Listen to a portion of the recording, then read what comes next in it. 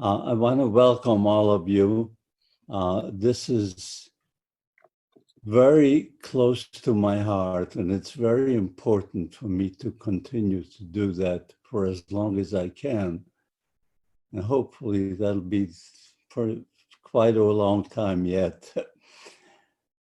Yes, my friends, I come to you from an era in history where civilization lost its humanity, its heart. A time when there were only three kinds of people in the world. There were the killers, the victims, and the bystanders. Imagine the whole world. We found out now that everybody knew about it, what's happening. They all knew about it in Auschwitz, they all knew about the killing, but they decided to be bystanders and keep quiet, say nothing. So I started the Zahor Holocaust Remembrance Foundation to keep the memory alive and keep this world from acquiring amnesia. I'm so glad to speak to you, a wonderful audience. I wish it could have been in person, but it wasn't meant to be. I'd like to introduce my family first. This is my father. You see my father, my mother, my little brother, my oldest brother, Moishi, and my sister, Goldie, and Tuliko, my little brother. Now, none of these people in the picture survived the war. Every one of them were slaughtered by the Nazis. My sister, Goldie, lived in Munkaj with her grandparents. Munkaj was Hungary at the time. And my mother comes from Hungary, from Munkaj, and her whole family lived there.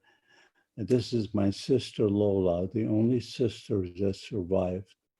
We were a family of 7, and out of the 7, 2 of us survived.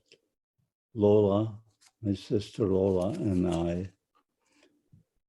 Now, we lived in Krakow, Poland, a beautiful city. My father's side of the family all comes from Krakow.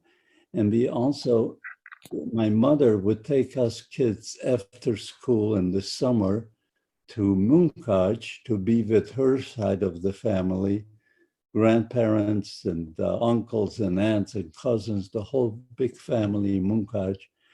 And in the winter, we would come back to Krakow to go to school, and we lived in Krakow. So my sister Goldie was caught in Munkaj when the war broke out. So she was with her grandparents there, and she could not leave Munkaj, Hungary anymore because the war broke out, so she was stuck in Munkaj. But the rest of us were all in Krakow, Poland. This is the building we lived in. The 3 windows that you see to my left, I guess your right, on the ground floor, were part of our apartment. And the 3rd window was my bedroom. One morning, early in the morning, and all of a sudden, the whole building started to shake and rattle. So I ran to the window to see what happened. And when I came to the window, this is what I saw. Tanks were rolling down the street. Following the tanks, there were half-tracks. And every few steps, a soldier would jump out of the half-track, get on the sidewalk, and this is how they occupied the city. There was no fighting. And following the half-tracks, there were the Wehrmacht, the foot soldiers with their shiny black boots and their goose steps. It was quite impressionable for 11-year-old kid. I wasn't quite 11. I was one more month shy of being 11. So it was quite impressionable, but we had no idea what to expect. If my parents knew something, they wouldn't tell us kids. But that day after they marched in, my father did call us kids to the table, the dining room, and he said, look, out from this moment on, there'll be no more crying, no more disobeying. You have to listen to everything we're going to tell you. We don't know what's going to happen, but we have to be aware. And it didn't take long. Within 5 days after occupation of Krakow, we found out Nazi brutality, what it was all about. In this building, a truck pulled up to the building early in the morning one day, and they were rapping on the gate. And as the super came running out, what's going on? All they wanted to know, these were soldiers in a truck, all they wanted to know where the Jewish people lived. And he was quick to oblige. He showed them our apartment, and he also showed them the other Jewish apartment. There was another young couple who had 2 daughters. They were a little younger than me. We used to play after school in the yard. The mother gave birth to an infant little boy 2 months earlier. That was the apartment they lived in. And anyway, they came running in and pistol whipping all of us. It was early in the morning. We were still in bed. And in their hands, they held sacks, open sacks, and they were yelling at us to throw in all our valuables. Money, gold, jewelry, anything they can find, even silverware they threw in there, candelabras, everything they threw inside. And they were beating up my father to open up the safe. While my father is opening the safe, we hear this screaming at our neighbor's apartment, the other Jewish couple. So my sister Lola and I ran out through the kitchen door, and we went into their apartment through their kitchen door. And this is what we saw. We saw this monster was holding the baby by its legs and swinging it. And he was screaming to the parents, make him shut up. And the parents and the daughters were yelling, our baby, don't hurt our baby. And with a smirk on his face, you can see he was enjoying what he was doing. He smashes the baby's head into a doorpost, killing it instantly. Well, all of us jumped on this monster. And of course, his buddies from our apartment, wherever they were, came running in to see what was going on. And then they saw us on top of him. They pulled us off, pistol whipped us, and they told him, come on, Hans, let's go. I guess it was a little surprising or a shock to the soldiers too. They have never seen anything like this, I'm sure, being this infant.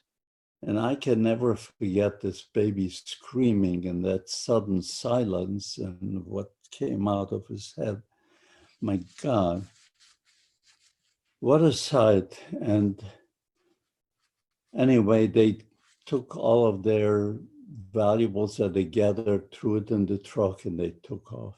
That was the 5th day after occupation. Now, my father's business was wine and syrup. He had the wine and syrup factories, was kosher wine and syrup. And he also had a chocolate factory. He was the first one in Poland to manufacture chocolate-covered wafers, like Kit Kat.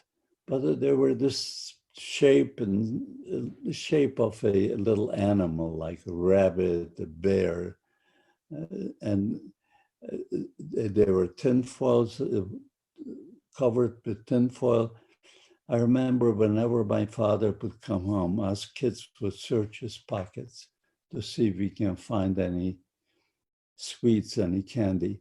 And he made sure that he had some every time he came home.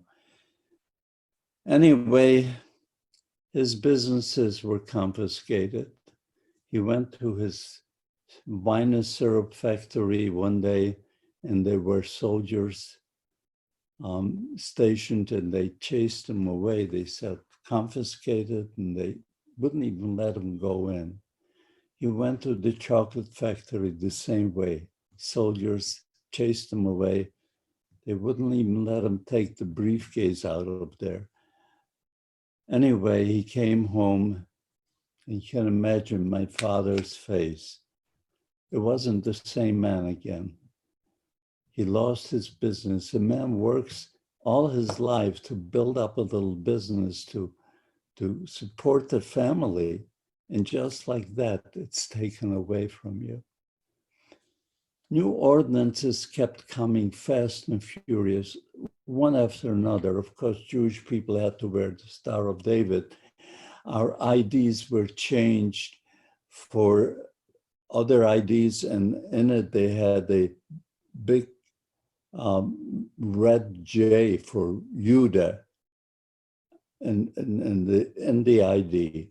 And of course, ordinances were coming in. They had a curfew where you could not leave the house after 7 p.m. until 7 a.m. in the morning. Now, if a Jewish person disobeyed any of these new ordinances or accidentally went out without the Star of David or without his IDs, there was only one punishment for the Jewish people. There were no judges, no juries, no prisons even. They simply shot you. And every morning you can go out in the street and see dead bodies laying, and there were people going around gathering these bodies. Oh my God, I'm telling you, it was like open season for killing Jewish people. And you didn't even have to be a Nazi to kill a Jew. You could just be a Pole or anybody. Imagine if you walked on the street and somebody comes up to you, I like your jacket, give it to me. And if you didn't, he could kill you. There's no accountability. I mean, the Nazis would probably thank him for doing it. It was a strange, strange world. And this didn't last too long because new ordinances came in that Jewish people can no longer reside in Krakow, but they gave us a choice. The first time in history, they gave Jewish people that choice. If you want to stay in Krakow, you have to go into that sections that they made into Ghetto. And I hope all of you know what ghettos are. Or they would let you leave Krakow, but you cannot live in a big city. You can live in a small community neighboring Krakow. My sister Lola, the one who survived, she was a beautiful girl. Both of my sisters were beauties. And she had a boyfriend that pursued her. His name was Michael. And Michael came to my father and he said, Mr. Lesser, you know how I feel about Lola. Someday I'd love to marry her. But please do me a favor. I'll take care of everything. Just come to the same community where my family is going, because I want to be near her, near you and near her. Well, when my father had a choice, going to a ghetto or going to a small community where Michael's family went. He chose the small community and he agreed. And Michael came to our house, helped us pack and load a wagon that he hired a driver, horse and buggy with driver and a big wagon. And we loaded up everything that we can carry. Now, we were not allowed to take any furniture, but anything else was okay. And we're now just about to leave Krakow when we found out that my father had $1,000 American that he saved up for a rainy day. $1,000 in those days was a small fortune.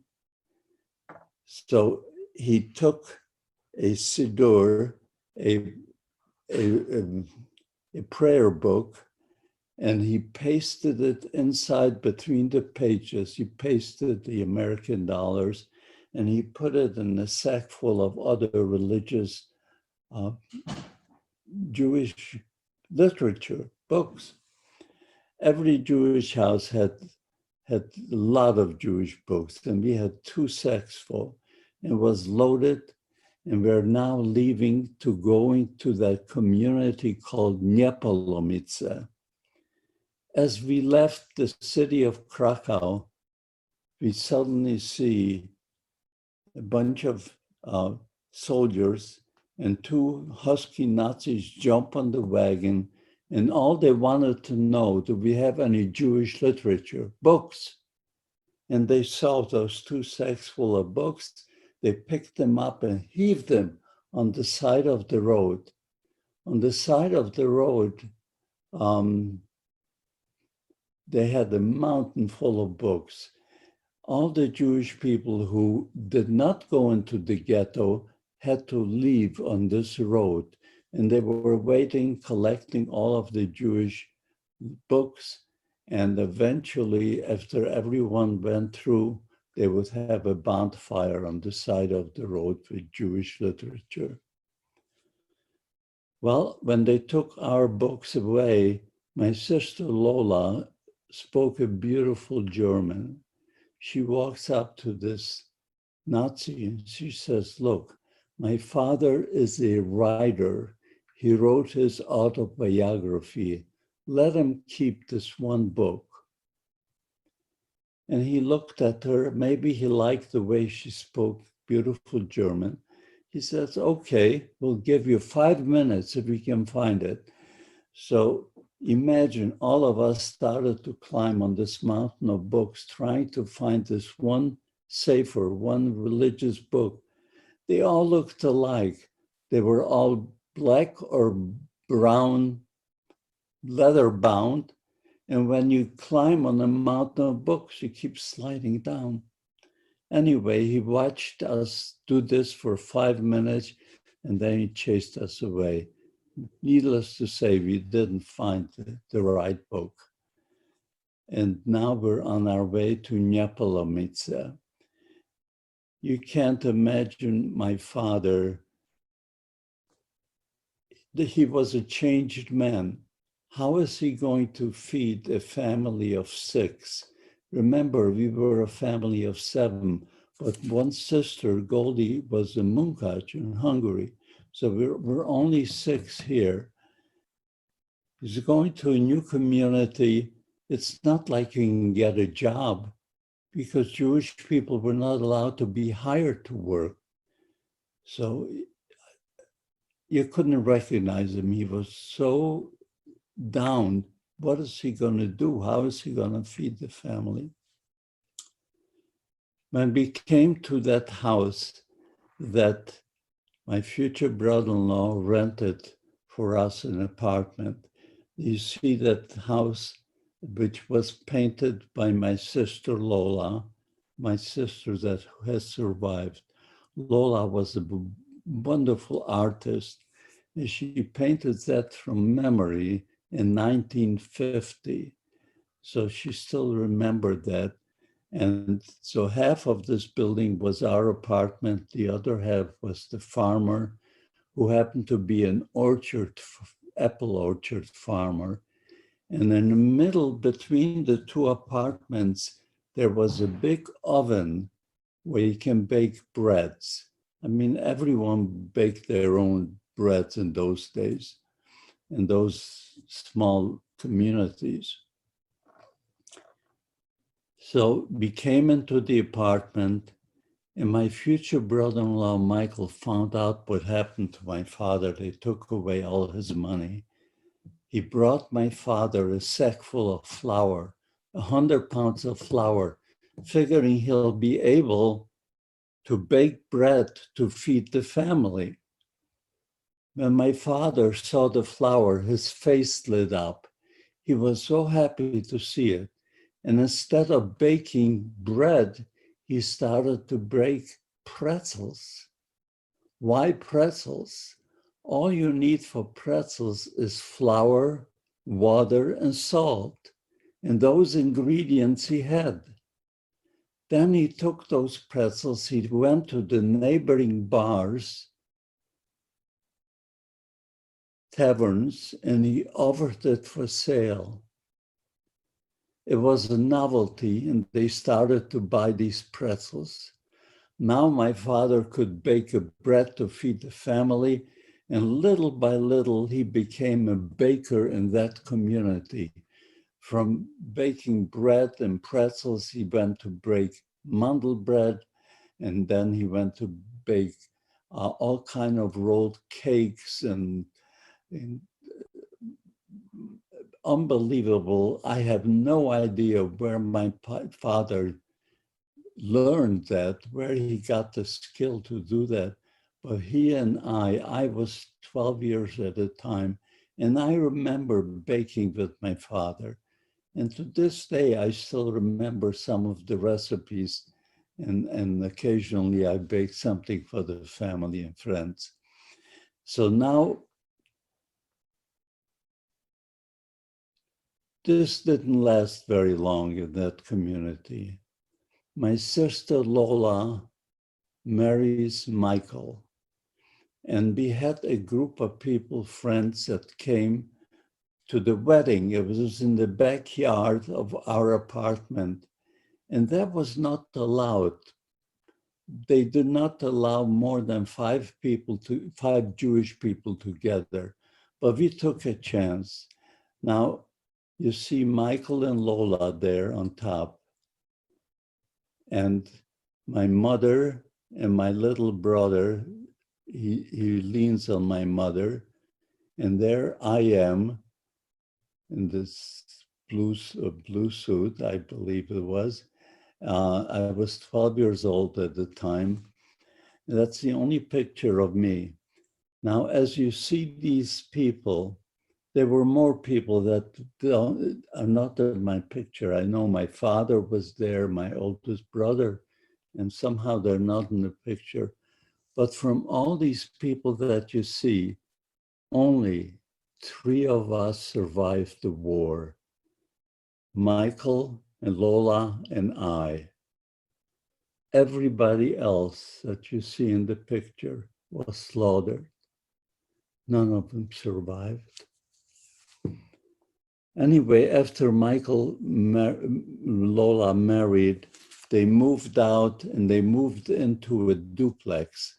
My older brother also married. He moved out of the house.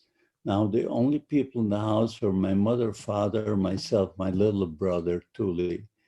And one evening, when the owner of this duplex where Michael and Lola lived happened to be also the mayor of Neapolomice. He was the mayor of that town. He comes home one day and he says, Michael, Lola, save yourselves.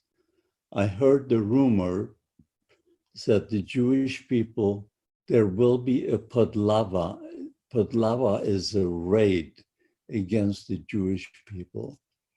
Well, when Michael heard that, he went out and hired a horse and a buggy, And in the middle of the night, we all smuggled out and we put our belongings on top of that wagon, whatever we could carry, and we left the city. Now, it's a good thing we left Neapolomice, because the night after, they did have a raid, and thousands of people were rounded up and thrown into trucks.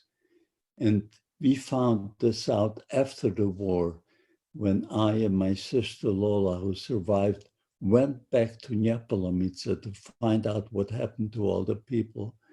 And we found out that thousands of people were placed in trucks and taken to the forest. And the men were given shovels and they had to dig their own grave, and everyone was shot. And then they left a few of the men to cover up, and then they were killed. How did we find this out? Some of these farmers who used to go to the forest to pick mushrooms and berries, blackberries and different berries to sell in the market next day, were there in the forest, and they were hiding behind trees, and they saw what was going on, and they were telling us the story.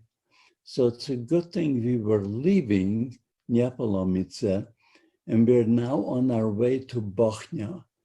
Bochnia was a mid-sized city, and it had a ghetto. That meant we had to go inside the ghetto. But Bochnia Ghetto had a very bad reputation. What happened? Every once in a while, 3 or 4 dump trucks would come in the middle of the night into the ghetto, and the Nazis would go from house to house, pull out the children from their beds, throw them into these dump trucks. You can and fill up these dump trucks. You can imagine the parents were screaming for the children are screaming for the parents. And as they filled up these dump trucks, they pulled out of the ghetto. Obviously, the parents were running behind these trucks and screaming for their children. But these cultured people had machine guns at the end of each truck. And as they saw the parents running behind the truck, they opened machine gun fire and mowed down the parents in front of the children. Well, that resonated throughout Europe. In every ghetto, the Jewish people knew, stay away from Bochnia Ghetto because of these atrocities. And really, we never knew what happened to these kids. We can imagine, but none of them survived. We had no choice. We had to go into this ghetto or stay in Neapolomice. So we decided to go to Bochnia Ghetto. And the driver was able to take us inside the ghetto and leave his ID with the guards, and then they would let him out. And we are inside the ghetto in this wagon, and all of a sudden, Michael sees his friend, a school buddy that he used to go to school with, by the name of Farber. And Farber was a Jewish policeman. He had a uniform on. They had no weapons. All he had is a baton hanging on the side of his pants. And so Michael says to him, he says, Farber, what's going on? Who are you? So he explained, he was a Jewish policeman inside the ghetto. These policemen had no weapons, and their mission was to keep order inside the ghetto. And if the Nazis needed some workers outside the ghetto, they would tell the police station, those policemen had to round up the men to go out and do the work. So they had a mission, but some of them were very, very good to us, and others were not so good. So anyway, to tell you, he found us a place. He found a place for Michael and Lola and his family, and he found a place for my father, my mother, myself, and my little brother. So just to give you an idea what living inside the ghetto was like. Excuse me.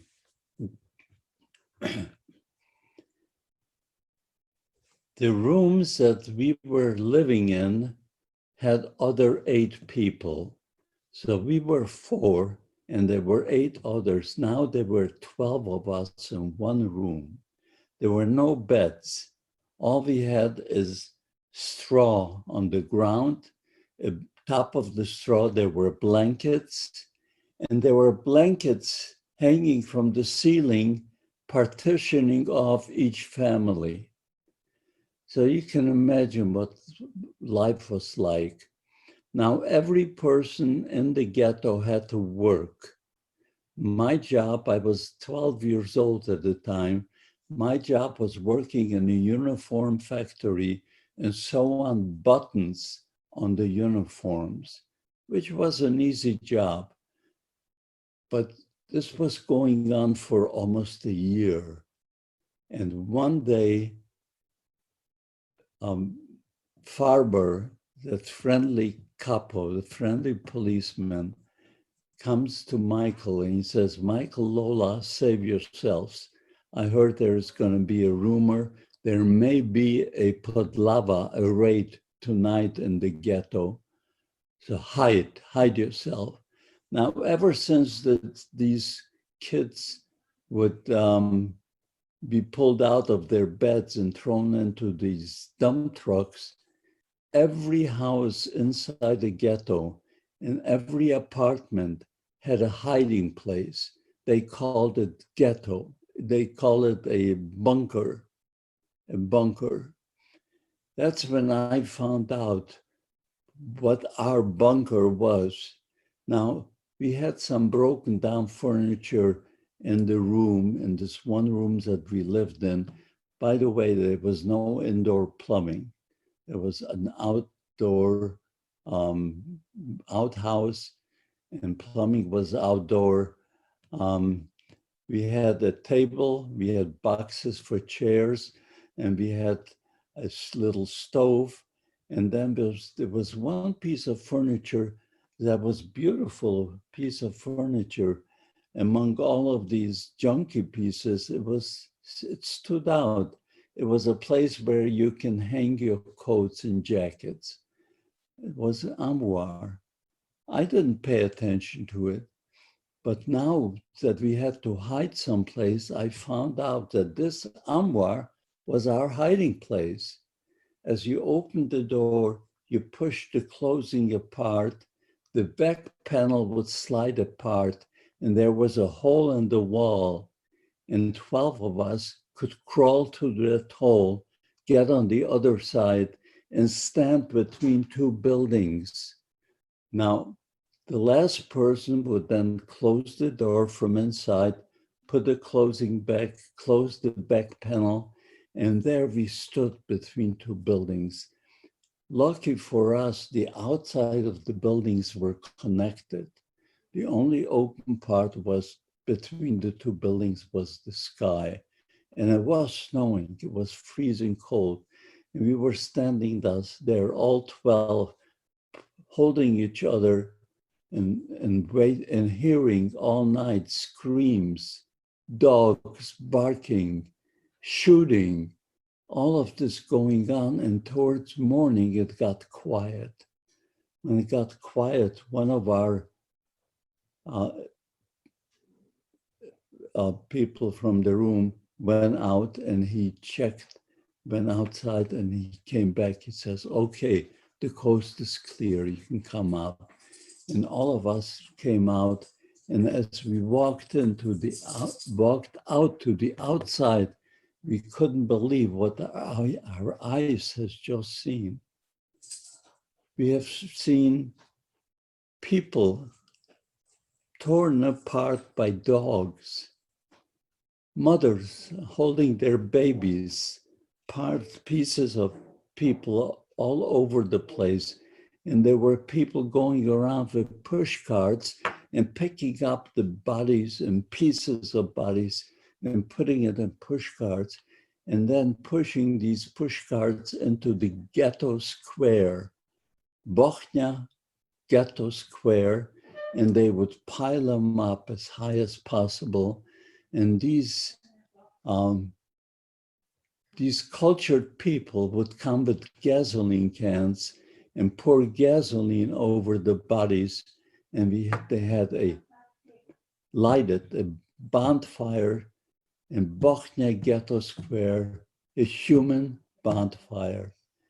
You can't imagine the smell and how we felt when we saw what was going on.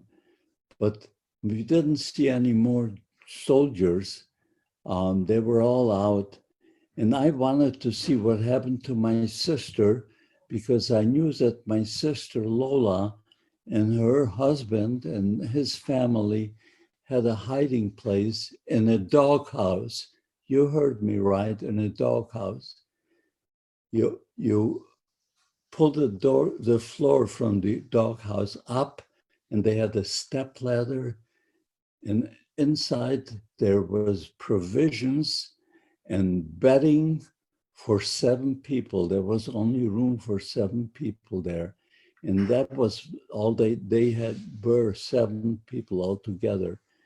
So I went to find out from my sister what happened. And this is what I found out. Michael and Lola are telling me the story. What I saw in front of my eyes, I'll explain in a little while. As they were about to go into this doghouse, another Jewish policeman by the name of Morris Schiller comes up to them, and he says, "Michael, I know about your hiding place in the doghouse. Unless you take my mother and my sister along, I'm going to tell the authorities." Well, Lola started to cry. "What do you mean?" But he had the power over them, and there was only room for 7. Now there were 9. So Lola and Michael decided to stay out of the doghouse, and they started to walk away. His mother started to run after him. She says, "No, you can't do that. You're newlyweds. You still have your whole life ahead of you. Let me be out." Of course, they wouldn't hear of it, and they just walked away. And the 7 went inside the doghouse, and they walked away. And as they're walking the street, they see Farber, that friendly couple, walking up to them.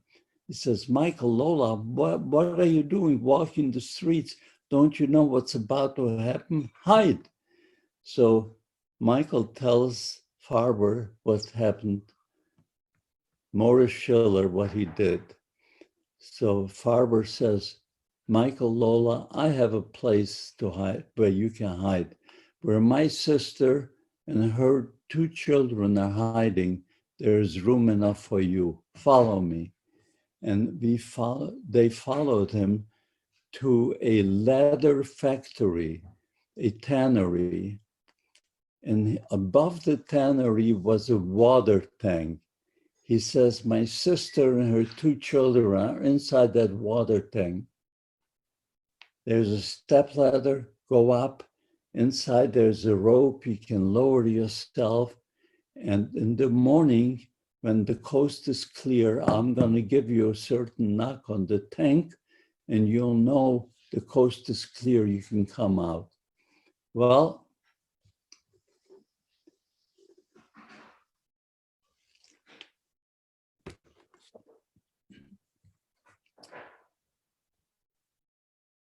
this is what they did. They went up on the ladder, they lowered themselves into the tank. They saw his sister knee-deep in water, holding an infant, which was asleep. I guess they must have given it some medication to sleep. And next to the mother, standing the little girl, and up to her waist in water and shaking. So Michael picked up the little girl from the water. Lola picked up the child from the infant from the mother. And they stood there inside the water. There were little water rats swimming around and nibbling at their feet. They kept kicking them off. This was going on all night, and they heard what we heard: shooting, dogs barking, screaming, yelling. And towards morning, all of a sudden they heard that knock on the tank. The coast is clear. Well, we all helped themselves. They all helped themselves, pushing themselves out on the rope, and they came on the other side. And after they put a little circulation back into their legs, Lola and Michael wanted to see what happened to his family at the doghouse. So the first thing they did is went to the doghouse, and this is what they saw. They saw the whole family with the bullet hole in the middle of their head. Even the dog was shot. Little Marika on the corner here, 7-year-old sister of Michael, she had her birthday 2 months earlier, and Lola made her a doll, so she's still holding on to that doll. When Lola saw that, she started to scream. And when Michael heard her, he says, "No, Lola, you can't scream. They may still hear you. They might still be burning people. They may hear them." So with a quelched cry, they knew what they had to do. According to the Jewish religion, you're supposed to bury your loved ones between 12 or 24 hours. And Michael was a religious young man, and even Lola was religious.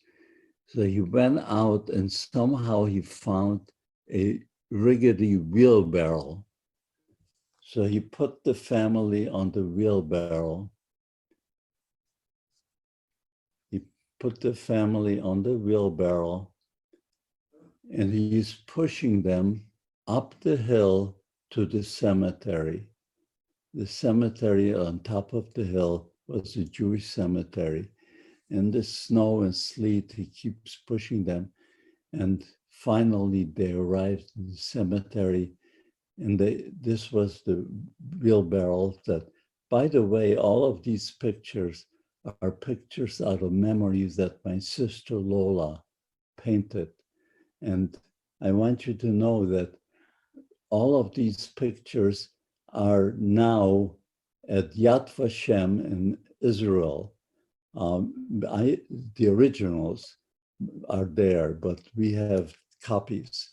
And so they're pushing it up to the cemetery. At the cemetery, they found one shovel, and Michael is working so hard, and Lola, with her bare hand, is pulling out pieces of ground, frozen ground, and they finally buried their family. They finally buried the family into a grave. And all of a sudden, Morris Schiller walks up to them. He says, "It wasn't my fault." And it wasn't his fault, because his own mother and his own sister were also killed. But he says to them, "That graves that you just dug for your family, you're going to have to take your family out, because I want that grave for my mother and my sister." Well, my sister Lola started to cry, and Michael says, "Look, he's got the power over us." They had to remove the bodies, put them back on the wheelbarrow. They went to another spot and they made another grave to bury them. But meanwhile, they hear, while they're burying the family, they hear a jeep coming up the hill to the cemetery gate, and it stops right at the gate.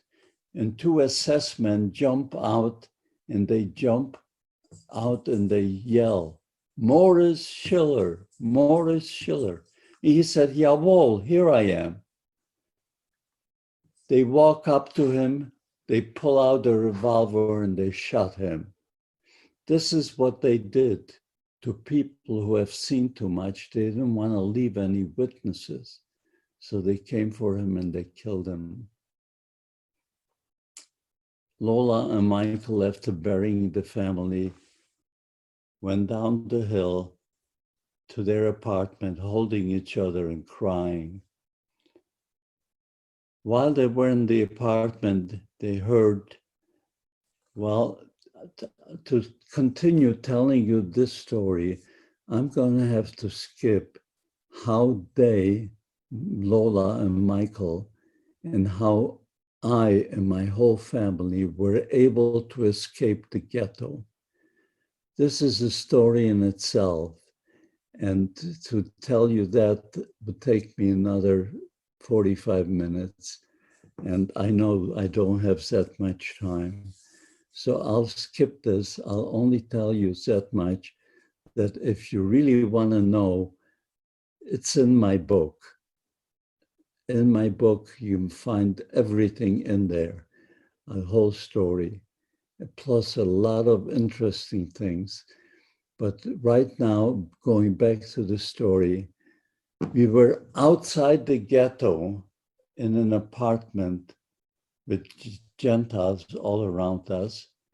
And Michael was looking for a truck driver, and he found a truck driver who was hauling coal. And he asked him, "Look, can you convert that truck into where the coal is on top, and between the coal and the chassis, there is room for 12 people or 10 people to hide. And we will pay you for this a lot of money. And then you will take us to the border of Czechoslovakia and Poland, and we will have a smuggler rearranged, and this smuggler would smuggle us across to Czechoslovakia. And from Czechoslovakia, we had to be smuggled into Hungary. Hungary was still a free country. This was in 1943. So he found a truck driver who agreed, and he converted his truck. And we had people who, after you find out, who paid for every person to go to be smuggled through. So this is the coal truck that they made. And coal on top, and between the coal and the chassis, there was room for 10 people like sardines to lay there. So the first ones, 8 people went out from Jewish people from the ghetto that were able to escape with us. They went out and they went in to be transported in that truck, and they paid the way for 2 of us. So the first ones went Michael and Lola. Why did they go first? Because we couldn't always trust the driver. Sometimes the driver will take the money up front, and then he would take you to the Gestapo or the SS, and they would pay him a ransom money for turning in Jews. So we couldn't always trust them. So they volunteered to be first. And 2 days later, when the truck driver came back with the right password, we knew that they were delivered okay to the border. So that's all we knew. And then 2 days later, it was another group of 10, other 8 people, plus I and my little brother went in. My oldest brother, Moshe, was caught. He was forging papers. You'll find out in my book about it. He was forging papers um, for some of the people, and he forged the head of Gestapo signature on those. Anyway, they arrested him. They took him to a concentration camp in Plaszow. And the only people left were my father, my mother, myself, and my little brother. Remember, my oldest sister is in Munkaj, and my sister Lola and Michael are on their way to Munkaj. They left through the border. And now it's our turn. So you can imagine we went into this truck, 10 of us, just like sardines, laying on the side of our bodies. And I'm facing my little brother, Tuli, and we're leaving. About 2 hours out of Bochnia, we're being stopped. Halt! And we see through the cracks of the truck, you see a bunch of soldiers with rifles. And we couldn't hear what they were talking to the driver, even though I spoke German, but the engine was so loud that I couldn't hear a word. And we were sure now somebody turned us in, they're gonna kill all of us. And then the truck started to move. When the truck moved, we felt a little better, but we felt they're taking us to a cemetery or to a forest. They're going to shoot us or kill us. All of a sudden, the truck is moving, and we hear people walking on top of the coal on top, and we look through the crack. We see a soldier is standing on the step next to the driver, and on the other side, another soldier. And now there are soldiers on top of the coal, and we're being taken someplace. After about 2 hours of this, the truck stopped. And we were already saying our prayers. When the truck stopped, all of a sudden we heard, Dankeschön, Dankeschön. They were just hitchhiking. They had no idea that there were 10 Jewish people hiding in the same truck that they were hitchhiking on for about 2 hours with us. And they left us. And another few hours later, it was nighttime, we arrived at a forest on top of a hill, and the truck driver opened the gate and he asked us to come out, and he told all of us, walk up into that forest about 200 or 300 yards up the hill. You will see a tool shed, and inside the tool shed, there's the smuggler who happened to be a forest ranger, and he is the smuggler. He's waiting for you. So we all went up the hill and we went there, and sure enough, he was there. We were happy to see him. And he marched us out over about an hour and a half to his cabin. And he and his wife, they lived in a cabin in the forest, and the wife prepared the meal for us. We were able to wash up because we were full of dust, coal dust, and we were now ready to cross the border. What we had to do is go into the forest at a certain location and lay on the stomachs and wait until 3 a.m. At 3 a.m., the guards on top of the hill who were walking with their dogs would then walk down the hill, and they would meet fresh guards, and they have a little ceremony between them, and then the fresh guards would come up.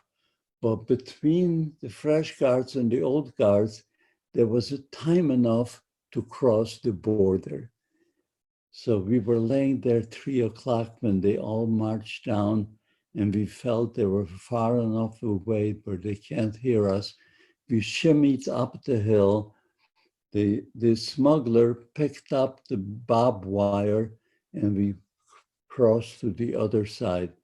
But he warned us that on the other side, right as we crossed the wire, there's a big ravine, and you're gonna fall unless you sit down and try and slide down holding hands.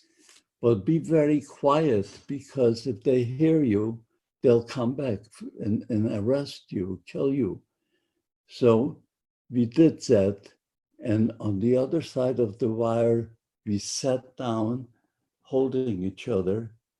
And I'm holding my little brother on one side, and we're sliding down that hill. And then we came to a plateau and we stopped. Pitch black. You couldn't see your hands in front of you. And I asked my little brother, "Are you okay?" He says, "Yes, he's okay." And suddenly somebody punches me on my shoulder. I almost jumped out. Who in this wilderness here, pitch black, who is this? He says, "Beinish?" Now, nobody calls me like that except my parents. Everybody else called me Ben, Benek, Bundy, but Beinish? Says, "I am your mother's brother, your uncle Bela. I came here to cross you across the border, save you." "How did you know where to find me?" He says, "Your sister, Lola, and Michael went through the same area about 2 or 3 days earlier, and they told us exactly where to wait for you. So we'll try to get you across the border into Hungary." So he took us to an apartment where my other uncle, his brother, was waiting for us. We were able to take a bath, clean up, and they had fresh, brand new clothes for us. And we put on the clothes, and the next morning we had to cross the other border to Hungary. Again, this is a very long story, how we crossed to Hungary, but we arrived on the other side of the border, and we are now in Hungary. There was a wagon with a driver, horse and buggy waiting for us. And as we went on the wagon, he took us to the next train station, and we waited for a train, and they took us to Budapest. We are now in Budapest, Hungary. So we're now in Budapest. I meet my sister Lola and Michael, and we're very happy. And of course, they had a meal for us. We had to do something in order to legalize ourselves. We had to go to the police station, and they had to put us in jail. And then my uncle would sign some papers to vouch for us.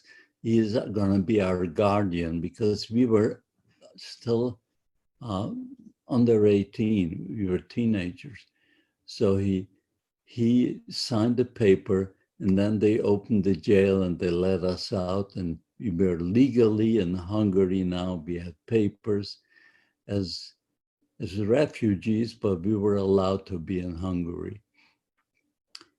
Next morning, he took us on a train to go to Munkaj. In Munkaj, we arrived a few hours later, and the whole family was waiting at the train station. My sister Goldie, my uncles, my aunts, my grandparents, everybody was waiting. They were so happy to see us. And one uncle asked if I and my little brother would stay in his house. He was a very wealthy man. He had a yardage store. He was selling yardage goods for men's suits and women's clothing. And above the store, he had the house where he lived. Anyway, in Munkaj, life was going on like normal. There, people were going on uh, uh, weddings, bar mitzvahs, and proms, and they were sitting in outdoor cafes and laughing and joking and music going on and dancing. Life was going on as normal. I didn't see that for years already. And but I told the people, you know, what's happening in Poland, all the people, I didn't know about concentration camps. I didn't know about death camps, but I did know that they were killing Jews who are hiding. And we didn't know what happened to those people who did go into those trucks and agreed to go to labor camp. Did they really take him to labor camp, or did they take him to extermination camps? I didn't know that. So if my parents knew something, they didn't tell us. But the next transport was supposed to be 8 other people, plus my father and my mother. They were supposed to arrive. We waited 1 month, 2 months, 3 months. They didn't arrive. Then somebody came across the border who told us, who knew what happened to my parents. He says, as they went into the truck, all 10 people, some Polish farmers saw what was happening and they called the Gestapo. They came out and everyone was pulled out of the truck. All 10 people, including the driver, who was now 11 people, and he was Polish, he wasn't Jewish. They were all taken against the wall and everyone was shot. And he knows that because a Jewish policeman's job was to bury the people. So they were buried in a mass grave, and he even knew who it was who buried them. And now we found out the terrible thing and I'm telling people what's happening in Poland, but most of them didn't believe it. And family, of course, believed it, but they all said, look, this is never going to happen in Hungary because Hungary is an ally of Germany. Why would Hitler siphon off soldiers from the front to occupy a friendly country when he is already losing the war? Well, but I told my uncle, look, just in case, if it happens that the Nazis ever come into Hungary, they will take all your valuables away. It would be nice if you had something that we can hide on our body, like diamonds or gold or jewelry. And he listened to me. And one day he came home with boxes full of shoes, and a shoe for every member of the family. And he told us that in the heels of the shoes, there are diamonds. Be aware that in your heels of the shoes, there are diamonds. And only in a life-threatening situation knows that you can have this to try and save your life. Well, he gave us all things, and nothing happened until in March of 1944. The Nazis just marched into Hungary like they were invited guests. And when they came in, there was no killing, no shooting. When they came in, they knew where every Jewish person lived. They knew our ages. They knew our professions, our business, schooling, everything. The question is how? We didn't have computers like we do today. The answer is IBM. IBM had punch cards that they sold. Now, IBM does not deny it. They knows that they sold these punch cards to anyone who would pay the price. But they say they had no idea for what purpose they're going to use it. About 1 month later, the ordinance came out to Jewish people that we're all going to be relocated to Germany. Germany needs workers. So able-bodied men and women will be working, children will be schooled, older people will be cared for, bring along all your valuables that you can carry, but leave everything else behind. And if anyone is found hiding, he will be shot on the spot. Well, they started to march us out, and everybody had bundles and valises. They carried all of their valuables with them. And we went, they took us to a brick factory. The brick factory was located right next to the railroad. And there were tracks in the brick factory. And there were the train tracks with cattle cars waiting there for us. And they lined us up 82 cattle car to go in. And while we're waiting to go in, I see two men with a stretcher walking, and on the stretcher there was a woman, and they set her down like right in front of my feet. I take a look. It's my sister Goldie, my beautiful sister, face all bloodied and black and blue. And what happened to you, Goldie? She says she tried to escape, and she went as far as the railroad station. Inside the railroad station, a Hungarian gendarme recognized her because he went to school with her. He turned her over to the SS, and they beat her to a pulp. Now we were ordered to go in. We had to push her in, and 82 cattle car. Now, 82 cattle car might have been okay without the bundles and valises, but now with all those bundles and valises, if anyone wanted to sit down, someone else had to stand up. It was terrible. There were two buckets in the corner. Those buckets were filled with water. When the water was gone, there were no sanitary facilities, no toilets. 1 day, 2 days, the water was gone. People had to do something, so they used the buckets for their waste.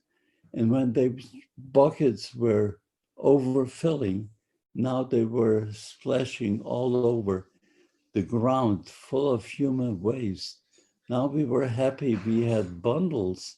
We can sit on top of the bundles instead of sitting in human waste. You can't imagine 1 day, 2 days of old people, pregnant women, babies, infants, screaming, yelling. It was terrible. 2 days.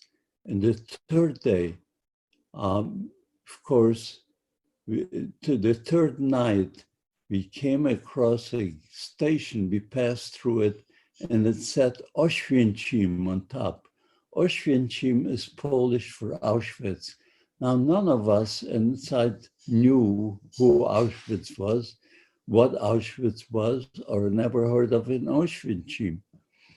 But they figured we were still in Poland, and the train went for another few hundred yards, and it stopped. It stopped, and we see a gate, and on the gate it says, Arbeit macht frei. Labor gives you freedom. Well, that made sense to us. That's a labor camp. This is probably where we will be working. We saw that, but the train only stayed there for a couple hours, and then it started to move further. And it moved another I don't know, 3 kilometers, and it stopped. It was still nighttime, and the gates open up, and all hell broke loose. We hear the Nazis with their dogs screaming, "Raus, raus, schnell!" And we hear people screaming in all languages, come out right now. But leave all of your belonging where it is. Don't you pick up any of your belongings. Women and children to the right, a man to the left. And I'm holding on to my sister Goldie, my little brother Tully, and they were just pulled away from me, never to see again. Neither one of them, they both went to the gas chambers. Of course, I didn't know that. We didn't know where we are, or we didn't know about gas chambers. But I went with my uncle and my cousin. Why? Because I figured I was 15 and a half years old. I could have gone with the children or with the adults, but I figured if you're an adult, they'll put us to work, and if we work, they're going to feed us better. But I had no idea about dying or killing or anything like that. But it was a strange place where moving forward little by little, and it was still dark, and we see those chimneys with flames shooting out of them, about 5 chimneys, and ashes are flying all over. So the men in front of us were saying, oh, those places must be places where they must be smelting factories, probably where we will be working. Who knew? Who had an idea? We didn't know what those ashes were, that those ashes were our family, our loved ones, the ashes they were burning. We don't know. But as I come closer and closer, I see this man with a white frock, just like a doctor. He had white gloves, and he goes with his index finger, right, left, right, left, right, left. And every once in a while, he would ask a question, talk to somebody. And when I came very close, there was a young man, maybe in his early 20s, that he's asking, kannst du 5 kilometers laufen? Can you run 5 kilometers? Or would you rather go by truck? And he said, oh, he had a knee problem. He would rather go by truck. Poor soul, not realizing that meant certain death. They sent him to the right. But who knew? But something that makes sense to me. I was only 15 and a half, but I figured, why would he ask such a question? Can you run 5 kilometers? I can see the barracks. We're already in a camp. We finally got unloaded. That didn't make sense. So I figured he's testing them to see if they're strong enough to work.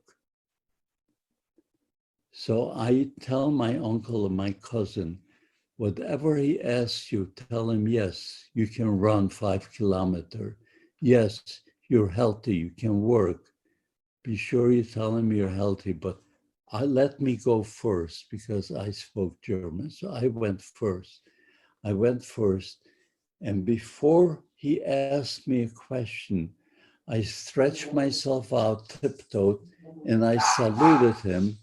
And I said, 18 Jahre alt, gesund und arbeitsfähig. I'm 18 years old, I'm healthy, and I can work. He did ask me, kannst du 5 kilometers laufen? Can you run 5 kilometers? And I said, jawohl.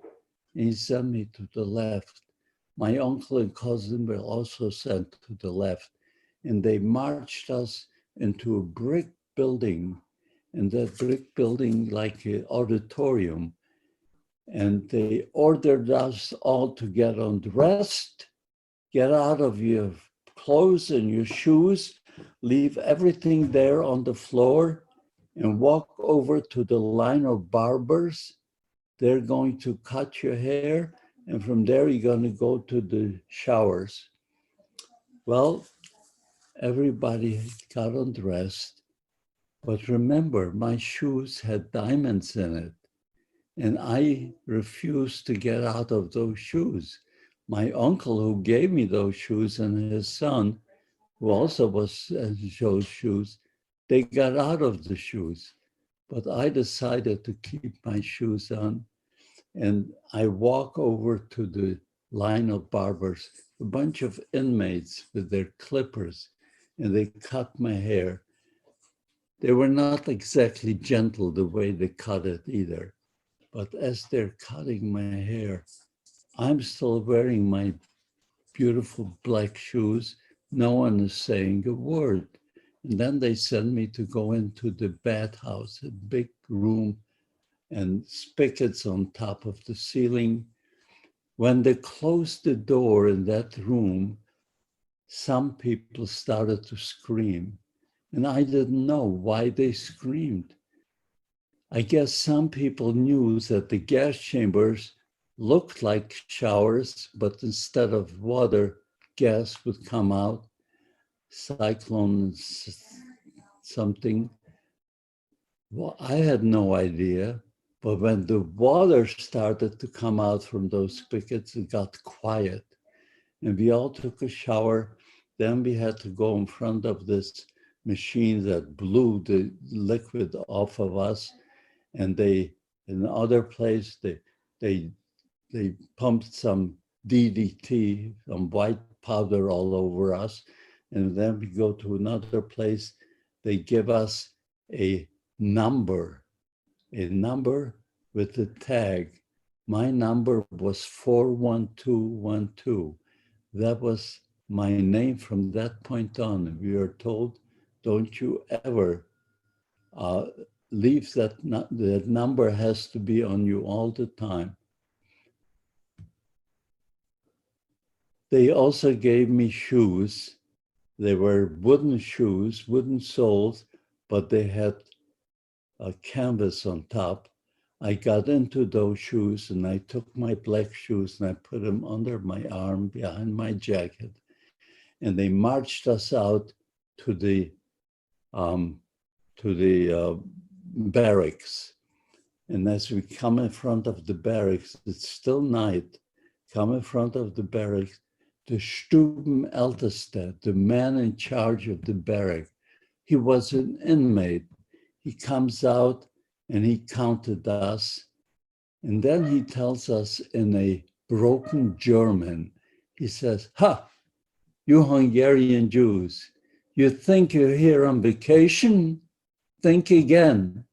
You see those chimneys, those ashes, those flames, those are your mothers, your fathers, your brothers, and your sisters. And if you don't behave and do exactly what you're told, this is how you're going to wind up, ashes, ashes." We couldn't believe this. Couldn't believe this. My little brother, my sister, ashes. This is the 20th century. How is that possible? These are cultured, educated people. How can they do such a thing? He must be pulling our legs. But when we went inside, he told us to pick a bunk. And my uncle, my cousin, and I picked the upper bunk. There were 3 layers, an upper bunk. And we laid down. And as soon as we lay down, all 3 of us fell asleep. We were so tired. About a half hour or an hour later, my cousin wakes me up. He hits me. He said, Ben, get up, get up, get up. I said, whoa, what's going on? He says, listen. And I hear a chanting, a crying, or a singing, or a praying. We couldn't figure out what it was. And then he says, look, One side of the barrack had some boards missing from the wall, and we can see an orange hue, a big orange hue. And he says, "What is that?" I says, "I don't know." But I knew that the Stubenälteste, the man in charge of the barrack, was Polish because I could detect in his accent. And I spoke Polish. So I walked, and I came with the Hungarian Jews, so don't worry. I walked over to him and I say, "Przepraszam bardzo," I'm sorry. I say in Polish to him, "Excuse me, can you tell me what I hear and what I see?" He was so happy to see someone speaking his language. He couldn't stop talking. He was telling me all the things that's happening in Auschwitz. He says, he says, "What you see are flames. And what you see, there are people being burned in there." And he told me everything that I didn't even ask him. What's happening in Auschwitz? He says, "You Hungarian Jews, you know nothing. 6 months before the Nazis ever occupied Hungary, they made us dig ditches for the influx of the Hungarian Jews. So now you know why Hungary was occupied." He says, "We knew this 6 months before they even occupied Hungary. Those ditches were for Hungarian Jews because they knew that the trains with inmates, with people would come in so fast and furious that they wouldn't have time to go through regular channels." What are the regular channels? He tells me how long it takes to kill a person in a gas chamber. He says a half hour. But they didn't have the time to give a half hour to kill these people because the trains were just backing up full of Jewish people. So now they watched through the window, and if they saw the people were all laying on the ground quietly, they had the doors opened and they had to air it out for 15 minutes. And then the Sonderkommando, the man in charge, they were inmates. This was their job, had to pull out the bodies, pull out their gold teeth, cut their hair, and then put them on gurneys, 4 or 5 people with a rope on it, and take them to the crematorium. But they didn't have enough time for that either. So now they had dump trucks. They were dumping these half-dead bodies on these dump trucks and taking them to the fire pits. I said, "Well, what about that sound I hear?" He says, "Dzieci, children." They didn't have time for children. They wouldn't even take the children into the gas chamber. Infants, they would simply have them wait outside, and then they threw them on top of these dead bodies in these trucks, and they would take them to these trucks and dump them into these fiery pits. I couldn't believe what he was telling me. Anyway, this is what was happening in Auschwitz. It just so happened that the fiery pits were like the second barrack away from us. We were in one barrack, and there was another barrack, and then they had the fiery pits. So we heard the screaming, and we heard all what was going on.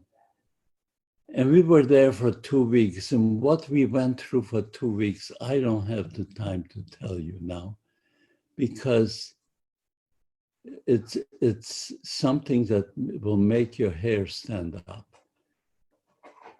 2 weeks, and every morning we had to go out on a appel where they counted us naked, and they wanted to see if we're still strong enough to work. And if they saw that we're too weak, they would take you and send you to the gas chambers. They had selections every morning, women and men, separate. They were separate barracks, but they selected even women. I heard after the wars that some women were punching their fingers, pricking their fingers so they can squeeze out a little blood and rub it into their faces so they have a little color in them so they wouldn't be selected for killing. Anyway, after 2 weeks, they put us in trucks and then they took us on a ride with these trucks, and we arrived at a camp called Durnhau, D-O umlaut, Durnhau. And Durnhau was a rock quarry.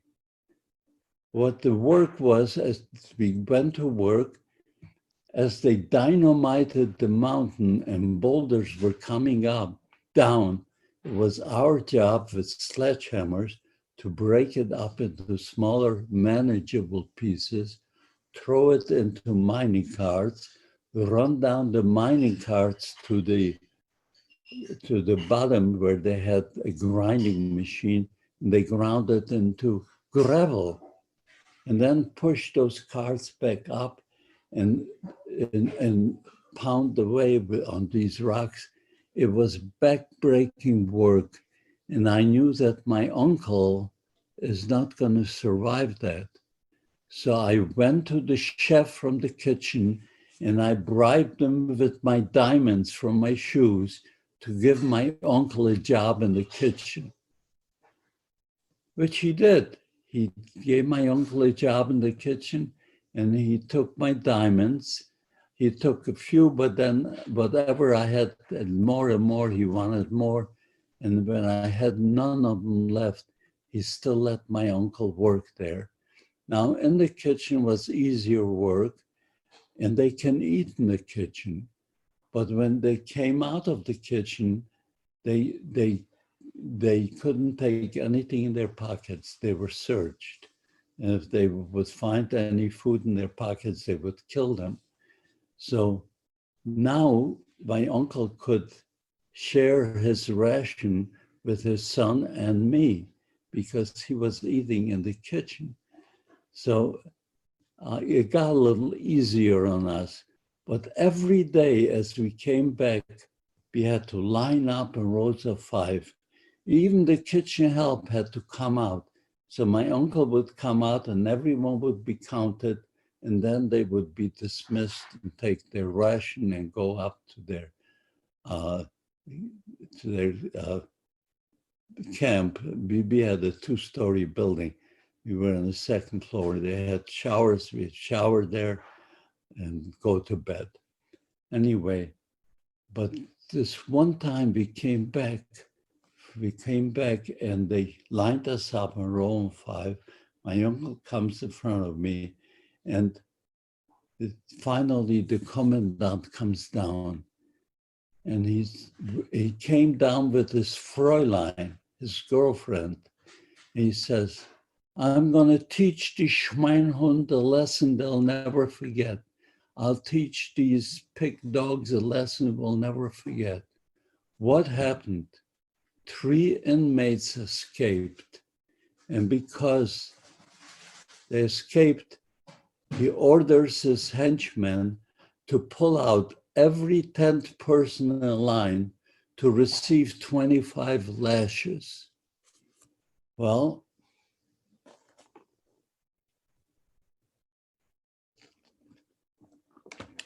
as they're pulling out these people, I can see number 10. My uncle is going to be a 10. So I pushed him behind me and I took his place. They took me in the middle of the yard and they brought in long, 1 by 1 inch, maybe 2.5 feet long stakes to hit us with. And they brought down a sawhorse. This is the sawhorse. And this is what he ordered us to do. Tiptoe, bend over the sawhorse, but your stomach cannot touch the 2x4 on top of the sawhorse. One man would pull your trousers like a drum, while the other one does the hitting, and you have to count loud. If you miscount it, you start from one again. If your heels touch the ground, you start from one again. If your stomach touches the 2x4 on that sawhorse, you start from one again. Well, I was number 4. There were 3 men ahead of me. The first one goes up, and every time they hit him, you can see a line of blood coming right through the trousers. And he yells out, 1, 2, 3, 4. Then he miscounted, and his feet touch the ground. His stomach touches the 2x4. Start again and again. Finally, he collapsed. When he collapsed, the commandant goes over, kicks him in the face. He says, get up. The poor guy couldn't get up. He pulls out the revolver and he shoots him right in his head, kills him. When he does that, his Fräulein, his girlfriend, goes over to him and gives him a hug and a kiss, like he just performed a heroic act. He killed a man. Now number 2 comes up. Number 2, the same way. Miscounted, his heel touched the ground, his stomach is touched, and count again from the beginning. Finally, he fell. And the commandant goes over, kicks him in the face, get up. He couldn't. He pulls out the revolver, shoots him. So we have 2 dead bodies. I'm number 4. Number 3 goes up. Number 3 was a little younger, and he also miscounted. And he touched this, he touched that, and they start again and again and again. Then he screamed out, have mercy on me, please don't kill me. Then the commandant says, then stand up and come walk over to me, face me. The poor guy stands up, makes about 4 or 5 steps, and his knees gave out from under him. He falls. The minute he falls, the commandant goes over, kills him. So I have 3 bodies, and I am next in line. I was the youngest from all of them. I remember walking up to that sawhorse, bending over, and I talked to myself. I says, Ben, this is it. If you want to survive this, you want to live another half hour, you have to do exactly what you're told. I walk over, I tiptoe, I bend over the sawhorse without touching the 2x4. One man is pulling my trousers and the other one starts to hit. And I am counting. 1, 2, 3, 4, 5, 6, 7. Finally, 20, 21, 22, 23, 24, 25, 25, I made it. You could hear a pin drop in that camp because no one believed that anyone could survive this. And when I made it, the man who was holding my trousers real tight says to me in Yiddish, he says, walk over and thank him. And I stand up and I walk over, blood is running down my trousers. I walk over to him, I salute, and I said, Danke schön, Herr Kommandant. Thank you very much, Herr Kommandant. When he hears that, he puts his hand on my collar. And I wonder why, what is he gonna kill me now for surviving this? He twists me around facing the number 10s who are still to be beaten. He says, now I told you it could be done. If you do it like this, Junge, You have nothing to worry about. So he made an example out of me. And while this is going on, there is a commotion at the gate. They caught those 3 inmates. They were pulling them in. You couldn't recognize any of them, bloodied, beaten to pieces, and they're pulling them in the gate. And when the commandant saw that, just like a child who gets sick of a toy and he pushes the toy away, he told us, all of us, number 10, to go back in our line. And he orders his henchmen to bring down a portable gallows. They brought down a single gallows, and we all had to watch while they were hanging these 3 men one by one. I remember the last one was younger, and he was religious, I guess. He cried out a prayer, Shema Yisrael. This prayer is said before dying. Shema Yisrael, Adonai Eloheinu. 2 more words, because it's only 6 words. When they heard it, they kicked the stool out from under him, and they wouldn't let him complete Adonai Echad, the last 2 words, God is one. There were such sadists, you can't believe. And right afterwards, they just told all of us to go get our rations and go up to our room. We were on the 2nd floor, and they had showers. Anyway, for weeks, I could not lay on my back because of the welts that I had from the beating. But somehow they healed up. You know, I only had to lay on my stomach. One night, we hear cannon fire, like the front was closing in. That morning, we report to go to work. As we came down to go to work, we hear a loudspeaker saying, "No one is going to work today. The camp is being evacuated. Line up in rows of 5s," which we did. My cousin and I, we lined up in rows of 5. My uncle was already in the kitchen. We couldn't say goodbye to him, and they marched us out. That was called a death march, because if you could not keep up pace with the soldiers, they simply shot you. And all day long, you heard pop, pop, pop being shot. 1 week, 2 weeks. And after about 2 weeks, my cousin got very weak. He says, "Ben, let me sit down at the snow. Everyone will pass, they'll shoot me. I can't take it anymore." I says, "No, Isaac, it's not gonna happen. We will both survive this. I will help you." And I helped him along, walking. I pulled him along. We had to march at a certain pace, the same pace as the soldier. And it was snow on the ground. His shoe fell apart already. He is walking barefooted.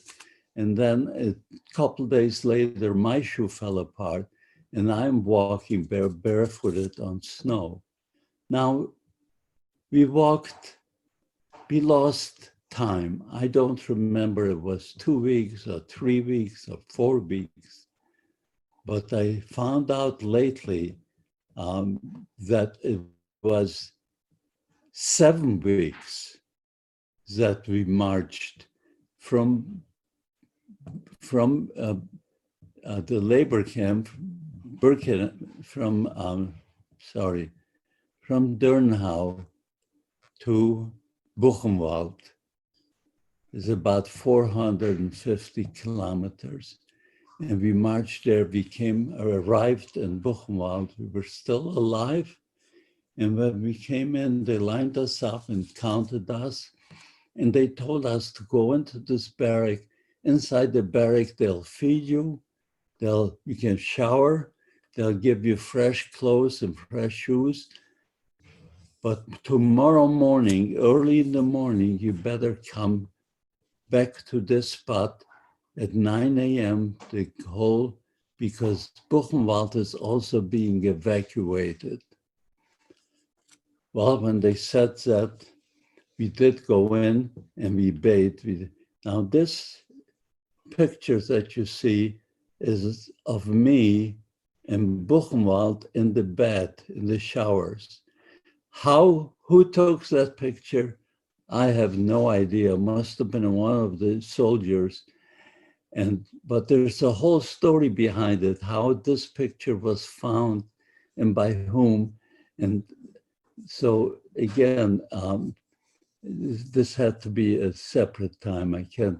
There's not enough time about this. But right now, we are being fed and they gave us fresh clothes. And it's next morning, we had to go out there, we line up again, and they counted us. And they marched us out about 300 yards out of the camp of Buchenwald. You see a bunch of cattle cars lined up again. A whole bunch of cattle cars. And they counted us 80 to a cattle car, and they tell us to get in. So I helped my cousin to go in. I says, when you're inside, find a spot against the wall and save me a spot because I'll come right behind you. Because I remember being in a cattle cart going to Auschwitz and it was people all around me. It was terrible. So I says, find a spot so that we can lean our back against the wall. And he did. He found it. And then I went in and I found a good spot next to him. They closed the gate. An hour later, they opened the gate and they threw in 80 breads, a bread for each person. Picture this. Those people who were next to the door were grabbing 4 or 5 breads. And those people against the wall had nothing. And I and my cousin, we had no bread. We don't know where we're going, for how long we're going to be gone. I had to get a bread. So I started to climb over the sitting inmates' heads to get to the door to see if I can wrestle out the bread from one of the men who had several breads. And as I'm climbing on the inmates, one of them had a pocket knife and he stabs me. Now I feel the stab in my throat. In my mouth, there's blood filling up. And I couldn't stop. I had to go get the bread.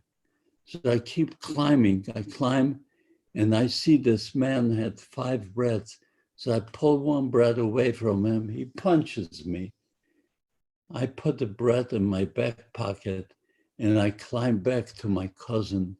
My cousin says, Ben, what's happening? You're bleeding. I put my finger here and went right through the tongue. I had this gash right through here.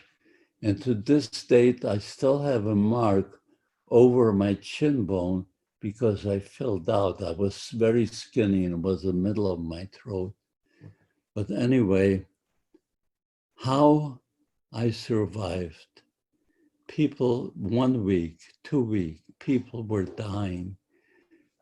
We stop and go, stop and go, and stop and go. And people all around me were dying. I had enough willpower. I had this one bread and I kept it in the pocket, the back pocket. And every night, in the middle of the night, the size of a half an egg, I would give to my cousin, and a half an egg I would take to myself. And that bread lasted out like that for 2 weeks. We only had every day a small little piece, the size of a half an egg. Imagine the willpower, having bread here and starving. You're so starved and having enough willpower to keep rationing it. And for some reason or another, we survived the 2 weeks, and the train is going for another week. After 3 weeks, it finally arrived at a place called Dachau. They opened up the door. Almost everybody, and practically everybody was dead. And they say, whoever can walk out over the tracks and into the camp of Dachau. So I helped my cousin, and somehow we were able to walk, holding each other, going up into the camp.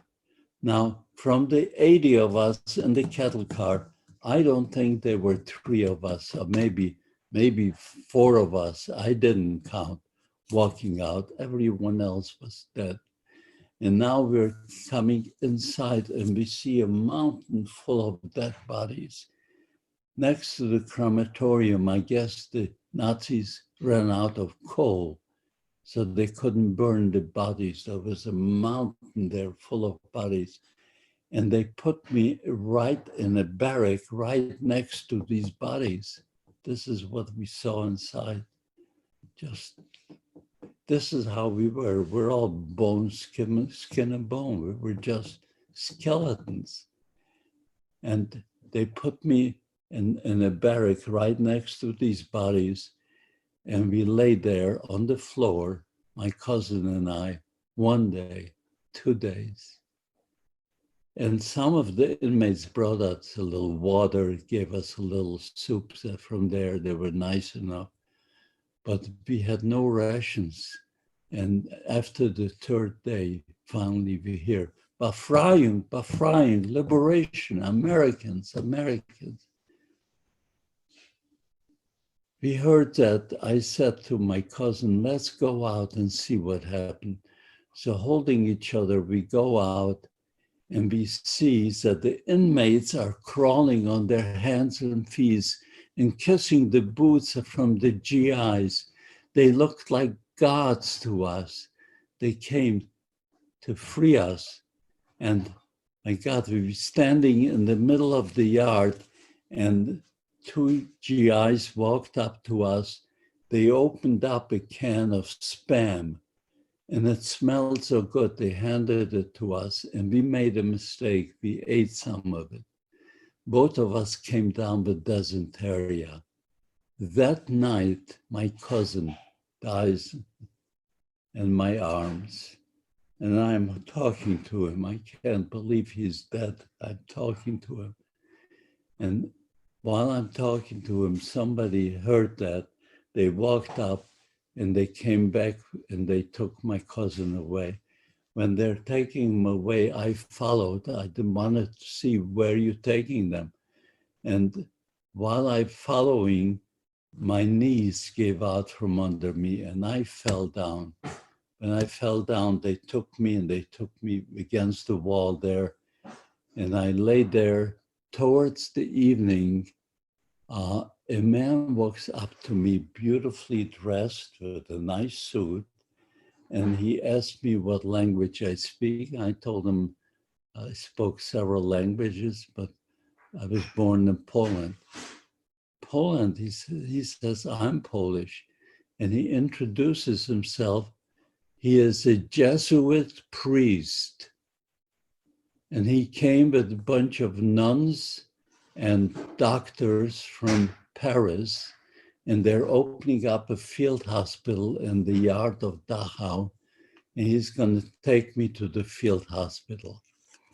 So he picks me up like a sack of bones, which I was. I was at the age of 16, I probably weighed about 55, maybe 60 pounds. And he carries me to the infirmary. On the way, he tells me something that I never forgot. He says, Benek, you Jewish people went through such terrible things. All the punishments that you received for one sin, that you were born to Jewish parents, how terrible it is. He says, however, Benek, don't you ever abandon your noble religion. To hear that from a Jesuit priest in 1945 was very unusual. So, but this is what happened. And I never forgot it. He took me inside and none was waiting for me. They put me on a cot with a sheet. She took my vitals and I passed out. 2.5 months later, I woke up in Santo Tillian in a monastery. In this monastery in Bavaria, the monks gave up one building. They made the hospital out of it for the inmates from Dachau, mostly, but all survivors. And this is where I woke up 2.5 months later. To tell you my story from this point on, I would need another hour. I can't. I'm asking you again, if you can get my book, please do so. My daughter Gail would tell you the story from that point. And this is now 70, I think it's 71 years later. I'm alive and I live here in Las Vegas. I have 2 wonderful daughters, 4 grandchildren, 5 great-grandchildren. Despite Hitler, we're all here. And my daughter and my granddaughter, Robin, this is my family now. They're all helping out in the Holocaust Remembrance Foundation to keep the world from acquiring amnesia.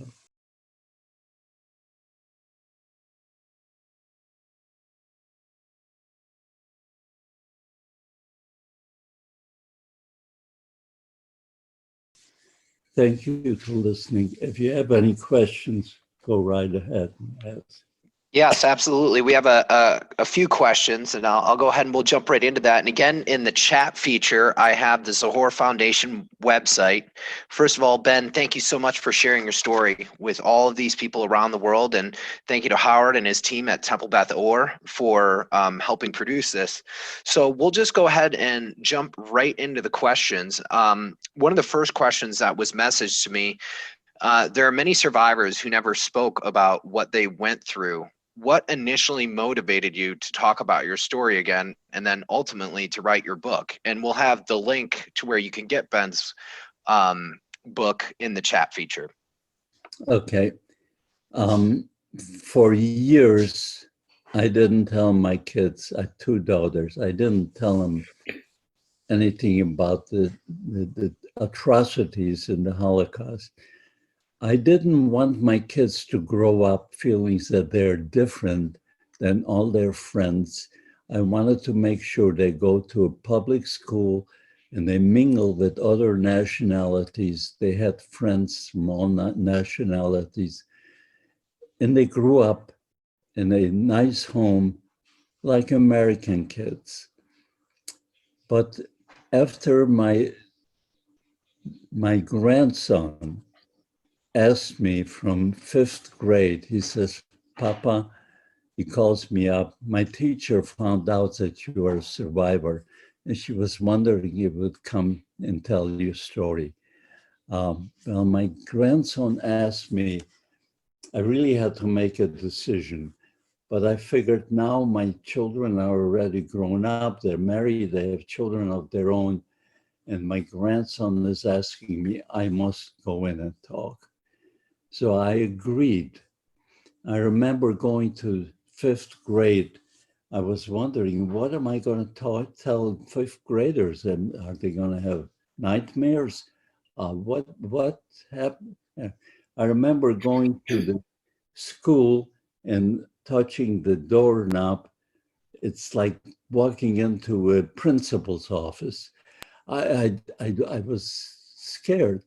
And I came in, they gave me 1 hour to speak from 10 to 11. And I spoke from 10 to 11, from 11 to 12, and none of the kids budged. The school bell rang for lunch, and the teacher chased them out. But instead of going for lunch, they surrounded me in the hall with questions. They just couldn't believe what they just heard. Some of them wanted to touch me, just to be near me. Forget about lunch. All they wanted is answers. And that's when I said, Ben, you can't keep silent. The world has to know. And I made a vow to myself that I'm going to do something.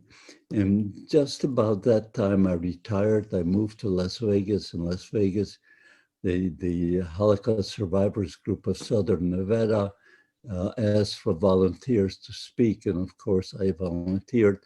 And I started to speak, and I haven't stopped till this day. I still speak.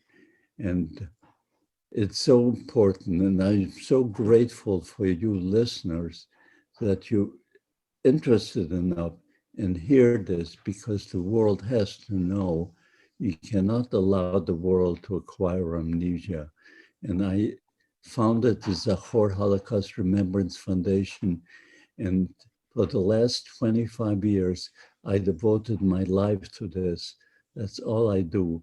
I write, I blogs, and we talk to people. We give out these pins. These Zachor little pins, which means remember the Holocaust. These pins, I've given out now almost 750,000 of these pins.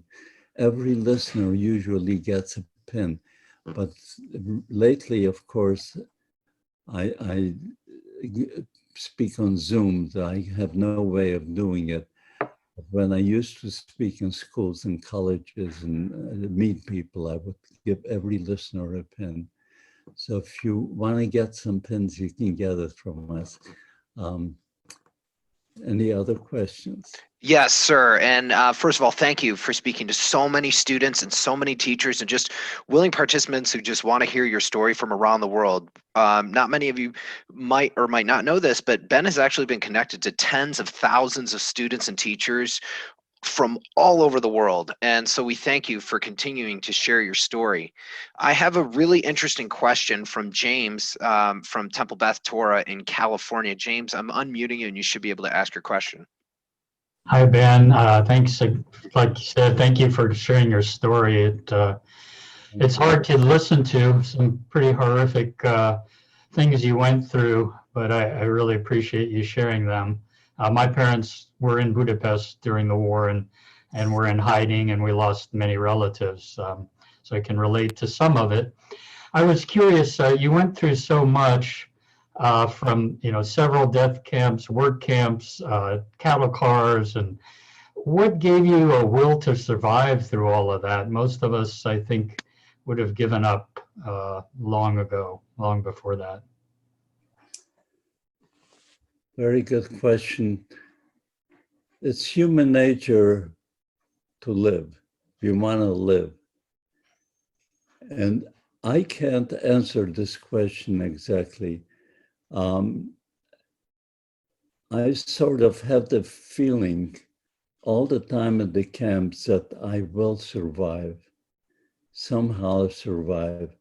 And I did everything they asked me to do, and I did it better than what they asked to do. I never wanted to give them a chance to single me out and maybe pull me out and kill me. So, but our life was hanging on the thread every day, every minute. And of course, it was up to our health. And as long as I was able to stay healthy enough to survive this, I did. Most people could not, and most people, I was about the youngest among them. Remember, walk 7 weeks walking on snow and barefooted. To this day, I have problems with my feet. I have to sleep with a heating pad all night, winter or summer, it doesn't matter. I walked for miles and miles barefooted, and I had to keep up pace. So I always had the will to live, and I guess it's human nature. But yes, a lot of people gave up, and I can't speak for them. But for me, I wanted to live, and I survived. Well, we're certainly glad that you could be here with us today and share your story with all of these wonderful people here. One of which is Harvey from Brownstein, Larchmont, New York, and he wanted to say thank you, thank you, thank you for being such a miracle and being with us today. Thank So, you. our final question before we let everyone go is: what advice would you give to the next generation to prevent the events of the Holocaust from ever happening again? Yeah. My advice is to stop the hatred. Hitler and the Nazis did not start by killing. It all started with hate, propaganda. And this is how it starts. When you bully someone in school, you make an enemy for life. That person who has been bullied will never forget you. And you would be an enemy to him. Now, we never know how this person is going to work out in life, and he may blame you for all his problems. So you don't want to graduate school and have enemies waiting there. I feel that if you hate somebody strong enough, it may be easy for that person to kill. Who knows? So all I can tell you is stop the hatred. The hatred has to stop. Why can't we live side by side and appreciate our differences rather than hate them? Maybe we'll learn something from each other. We are all God's creation. This is how I feel. We are all God's creation. And as such, we all have the right to exist in this world. And we should stop the hatred. Enjoy the differences rather than hate. You know, Hitler foresaw a world with Übermenschen. Übermenschen means more than human. And to his mind, it was the blonde people, you know, that was his vision. And he Blue didn't, eyes. yeah, blue eyes, blonde people. He didn't even qualify for that. But that's the vision he saw. Now imagine a world with that everybody looks the same and everybody believes the same. Nazism, because if you were not a Nazi, you didn't have a right to live. We would be like a world, like a bunch of ants following a leader. The beauty in this world is that we are different. We look different. We think different. That's what makes it beautiful. So why hate? There is absolutely no reason. This has to stop. And the youngsters have to know that hatred could lead to terrible things. Well, thank you very much for sharing your wisdom, sharing your story, and spending a couple of hours with so many wonderful people here today. Along with Zohar Foundation, we also have an offshoot of the Zohar Foundation called I Shout Out, and it's a call to action for anyone wanting to speak out against intolerance, injustice, racism, or just bullying. So the website is here on the chat. So before we go, we want to say thank you, Ben. Thank you, Howard. Thank you, Gail and Robin and all the wonderful people over at Zohar. And I'm going to go ahead, before I end the meeting for all, I'm going to unmute all. Can we just say thank you to Ben for sharing his amazing story with us today? Yes, thank you. Thank you, Ben. Thank you, Ben. Thank you. Thank you for listening.